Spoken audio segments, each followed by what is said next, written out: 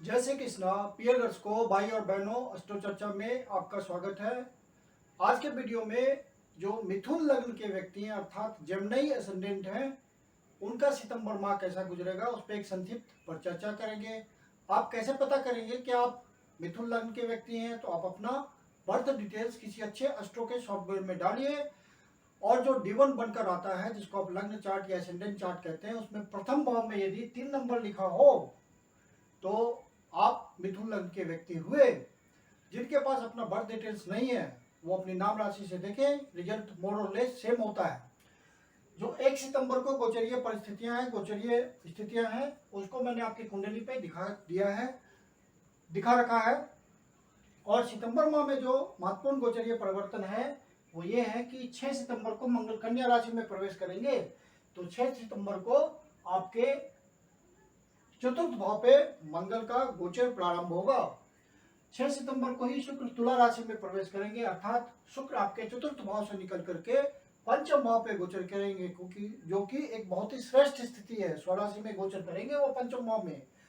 और 15 सितंबर को फिर गुरु वक्री अवस्था में ही मकर राशि में शनि को ज्वाइन करेंगे अष्टम भाव पे, जो कि एक बहुत ही अच्छी स्थिति है। और 17 सितंबर को फिर सूर्य कन्या राशि में प्रवेश करेंगे। तो सूर्य आपका तृतीय भाव से निकल करके चतुर्थ भाव पे गोचर करेंगे। और 22 सितंबर को बुध तुला राशि में प्रवेश करेंगे। तो 22 सितंबर को बुध यहां से निकल करके आपके चतुर्थ भाव से निकल करके पंचम भाव पे गोचर करेंगे और शुक्र महाराज वहां पहले से विराजमान है। तो बुध का रिजल्ट भी बढ़िया हो जाएगा। अब जो नौकरी करते हैं या व्यापार करते हैं तो उनके लिए 15 सितंबर से पहले पहले पूरा जो आधा महीना है उसमें तनाव तो है ही है।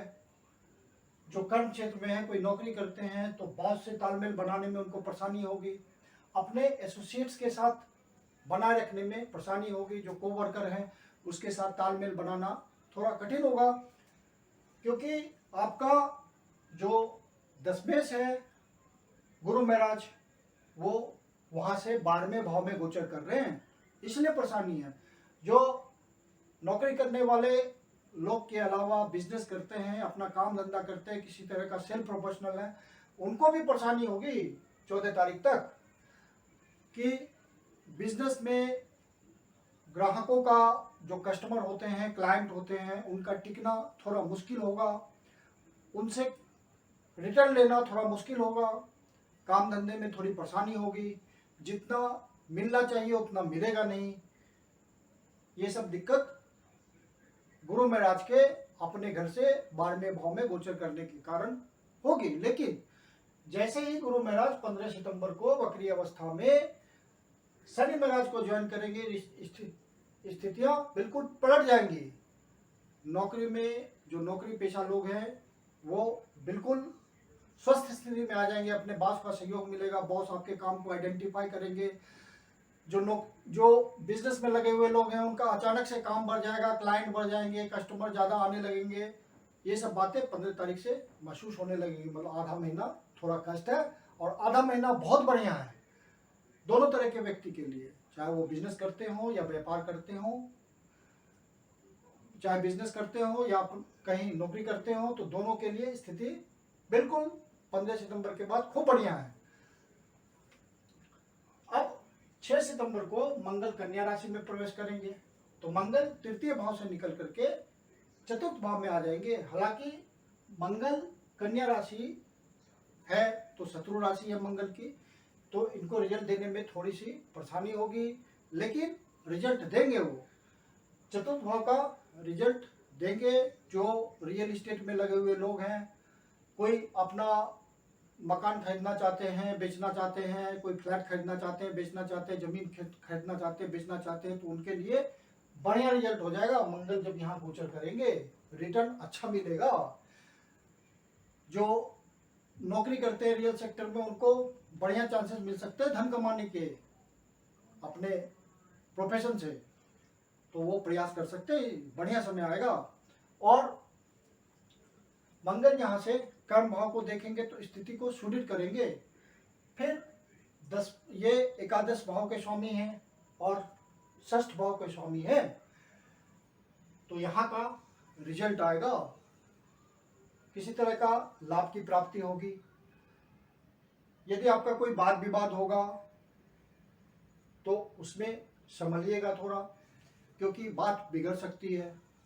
कोर्ट कचहरी का केस होगा तो 15 सितंबर से पहले पहले यदि आता है तो थोड़ा नेगेटिव आने के चांसेस ज़्यादा हैं। यदि आपका 15 तारीख के बाद आता है तो आपके फेवर में आएगा। 15 तारीख के बाद वाद विवाद से संबंधित कोई भी रिजल्ट होगा वो फेवरेबल होगा, आपके फेवर में होगा। यदि आप नौकरी के लिए प्रयास कर रहे हैं तो 15 तारीख के बाद प्लस स्थिति हो जाएगी, माइनस में नहीं जाएगी, तो आपको नए चांसेस मिलेंगे। कोई पदोन्नति हो सकती है, पद की वृद्धि हो सकती है, क्योंकि गुरु महाराज शनि के साथ बैठेंगे और अष्टम भाव में गोचर करेंगे, तो आपकी स्थिति को उठा देंगे अचानक से। तो आपको पद प्रतिष्ठा सम्मान में वृद्धि हो जाएगी। सूर्य महाराज तीसरे भाव में गोचर कर रहे हैं मंगल के साथ, तो स्थिति अच्छी है।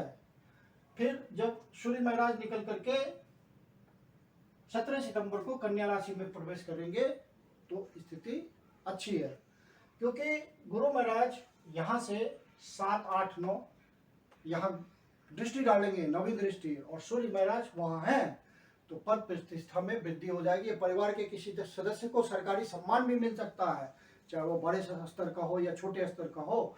मंगल पहले से वहाँ विराजमान होंगे, तो ये चांसेस बहुत ज़्यादा हैं, पूरे चांसेस है कि परिवार के किसी सदस्य को या एवं आपको भी कोई पद प्रतिष्ठा सम्मान सरकारी मिल सकता है।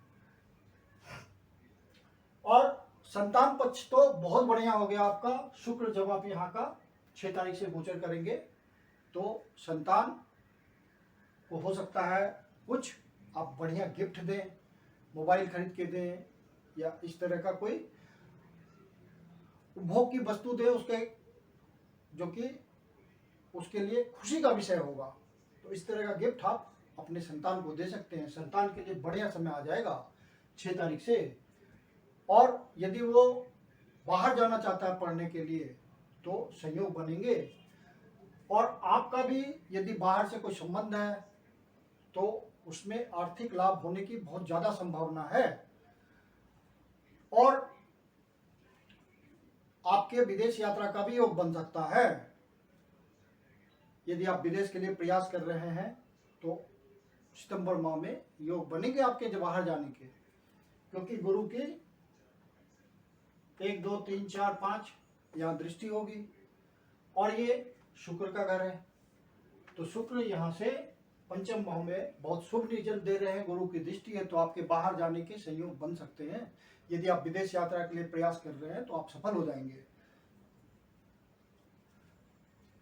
फिर 22 सितंबर को बुध तुला राशि में प्रवेश करेंगे, तो बुध यहाँ से निकल करके पंचम भाव पे गोचर करेंगे और लाभ भाव को देखेंगे। शुक्र पहले से लाभ भाव को देख रहे हैं, तो बुध आपका लग्नेश है। तो 22 सितंबर के बाद वो आपको, यदि आप व्यापार में लगे हुए हैं तो आप महसूस करेंगे कि लाभ अचानक से बहुत बढ़ गया है, आप काम को संभाल नहीं पा रहे हैं, आपका काम बढ़ गया है बहुत ज़्यादा, आपको मदद की, अपने एसोसिएट्स की मदद की जरूरत पड़ेगी। तो इस तरह का काम आपका बढ़ेगा 22 सितंबर के बाद। 22 सितंबर के बाद व्यापार वर्ग के लिए तो बहुत ही बढ़िया समय है। अब जो आपका लाइफ पार्टनर है, तो लाइफ पार्टनर के लिए 15 सितंबर से पहले पहले परेशानी है स्वास्थ्य संबंधी। उसके बाद अचानक से आप महसूस करेंगे स्वास्थ्य संबंधी परेशानी भी खत्म हो जाएगी और आपके मधुर संबंध भी हो जाएंगे अपने लाइफ पार्टनर से। बहुत बढ़िया समय गुजरेगा। 15 सितंबर के बाद एक दूसरे के साथ तालमेल मिला के चलेंगे, मधुर व्यवहार होगा, प्रगाढ़ प्रेम बढ़ेगा।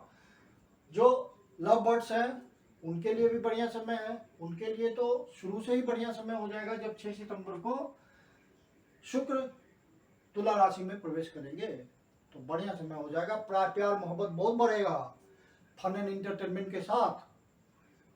तो वो महसूस करेंगे कि एक जीवंत जीवन जी रहे हैं, बहुत मधुर संबंध होगा दोनों में।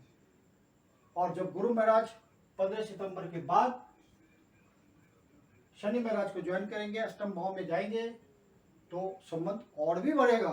कुछ यात्रा एडवेंचर का भी योग बन सकता है। एंजॉयमेंट का चांसेस ज़्यादा हो जाएगा। तो ये सब बातें लव बर्ड्स के लिए होंगी।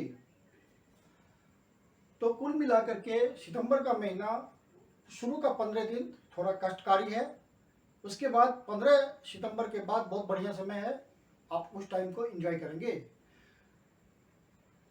अब जो सितंबर महीने में इंपॉर्टेंट डेट्स है वो आपको बताता हूँ। 8 और 9 तारीख को आप कोई शुभ काम नहीं स्टार्ट कीजिएगा, ये 2 डेट्स आपके लिए निगेटिव है। 12 और 13 तारीख को जो 50 वर्ष से ऊपर के लोग हैं उनको स्वास्थ्य संबंधी कोई परेशानी हो सकती है, तो आप मेडिटेशन के थ्रू, मेडिकेशन के थ्रू, एक्सरसाइज के थ्रू, वॉकिंग के थ्रू अपने आप को फिट रखिए और ये 2 दिन का विशेष ध्यान रखिए, तो स्वास्थ्य संबंधी परेशानी नहीं होगी आपको। 16 और 17 तारीख को कोई निगेटिव न्यूज आपको मिल सकता है जिससे मन परेशान हो सकता है, तो ऐसा आप महसूस करते हैं तो विष्णु सहस्त्रनाम का पाठ कर लीजिए, शिव जी के मंदिर में जाकर शिवलिंग को दूध का अभिषेक कर दीजिए, ओम नमः शिवाय का उच्चारण कीजिए, तो आपको शिव जी पीड़ा हर लेंगे। 26 और 27 तारीख को विशेष आध्यात्मिक लाभ का योग बन रहा है, तो जो आत्मिक उन्नति में लगे हुए हैं, आत्मिक शुद्धि में लगे हुए हैं, आत्मनिरीक्षण में लगे हुए हैं, उनके लिए ये 2 डेट्स बहुत अच्छा है, प्रयास कीजिए, सफलता मिलेगी। और इन 2 डेट्स को आपके खर्चे भी बड़े होंगे, तो आपको अपना बजट संतुलित रखना है।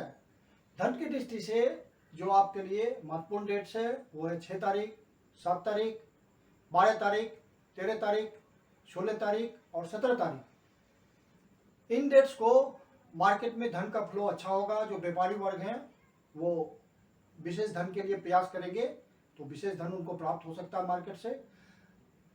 और जो नौकरी में लगे हुए लोग हैं वो इन डेट्स को किसी असाइनमेंट के थ्रू, किसी ओवर टाइम के थ्रू, किसी इंसेंटिव के थ्रू, किसी प्रमोशन के थ्रू उनको विशेष धन लाभ हो सकता है इन डेट्स को, ऐसी संभावना है। तो मैं कुंदन शर्मा आप लोग का हार्दिक स्वागत करता हूं।